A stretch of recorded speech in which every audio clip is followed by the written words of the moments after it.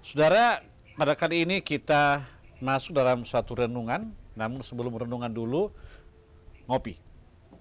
Ya.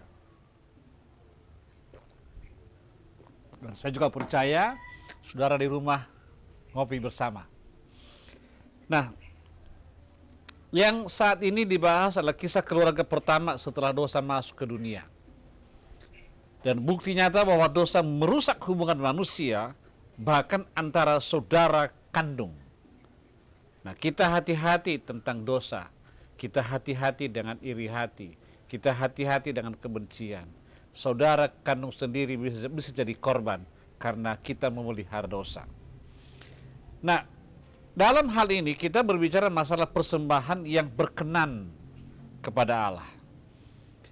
Saudaraku, Habel membawa anak sulung domba dan lemaknya yang terbaik yang ada dalam Kejadian pasal 4 ayat 3 sampai 5.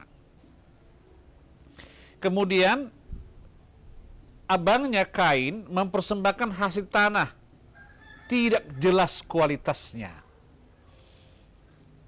Saudaraku, namun Allah melihat hati, bukan sekedar persembahan lahiriah. Nah, oleh karena itu banyak sekali juga yang terjadi saat ini, orang datang ke gereja tetapi dengan hati yang kosong. Mereka tidak melakukan suatu apa yang terbaik untuk dipersembahkan kepada Tuhan. Nah, ini kalau orang tidak mau mempersembahkan yang terbaik untuk Tuhan, bagaimana kehidupan iman kita? Akhirnya nanti saudara, Habil diberkati, Kain tidak. Saudara, dosa yang mengintai dan harus ditaklukkan. Dosa yang mengintai harus diperangi. Dosa yang mengintai harus diusir dari pikiran dan dari hati kita. Allah memperingatkan Kain sebelum ia jatuh lebih dalam. Sudah Allah peringatkan dia. Namun dia tidak mau tahu. Dia menjadi suatu pribadi yang ignorant. Dan jangan terjadi demikian kepada saudara. Nah, dosa itu seperti binatang buas. Mengintip, siap menerkam mangsanya. Kita hati-hati untuk hal itu. Jangan sampai saudara terjebak oleh karena dosa. Tapi saya mengajak kita harus bisa mengatasi dosa. Sama seperti yang saya kasih tahu sebelumnya, pada YouTube sebelumnya ini, cerita tentang anjing yang galak di halaman. Kita harus kendalikan atau ia akan menerkam kita. Jadi itu yang penting kali bagi kita. Bagaimana kita bisa mengendalikan situasi kita, saudara. Dalam hal ini Tuhan mengajar kita untuk menguasai dosa, bukan dikendalikan olehnya. Jangan sampai saya dan saudara dikendalikan oleh dosa, tapi kita mengendalikannya, bahkan kita usir jauh-jauh dari hati dan pikiran kita. Nah, akibat dosa membunuh dan menjadi pelarian. Ya. Kain memilih membunuh daripada bertobat.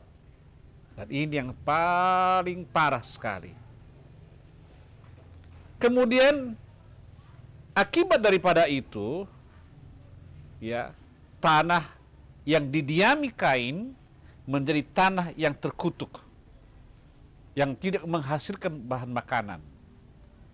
Hidup menjadi pengembara, menjadi perantau kemana-mana, nggak jelas.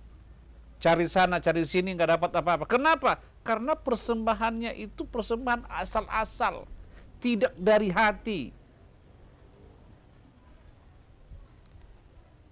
Namun Allah memberi tanda kepada Kain.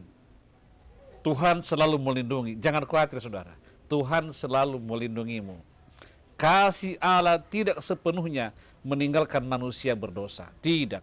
Dia tetap sayang kepada saudara. Tetapi ingat, jangan karena Tuhan sayang, maka kita sesuka hati untuk berbuat dosa.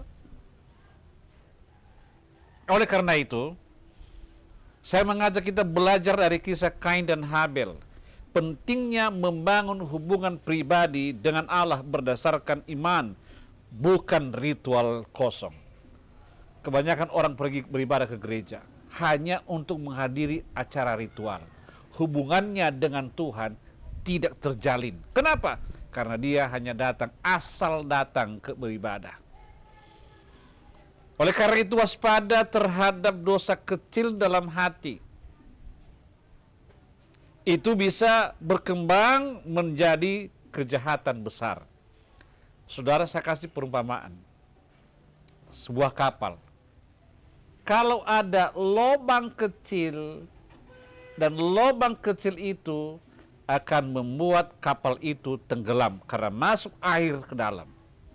Sama halnya, dosa yang kecil sekalipun akan menghancurkan kita dan masuk ke dalam neraka.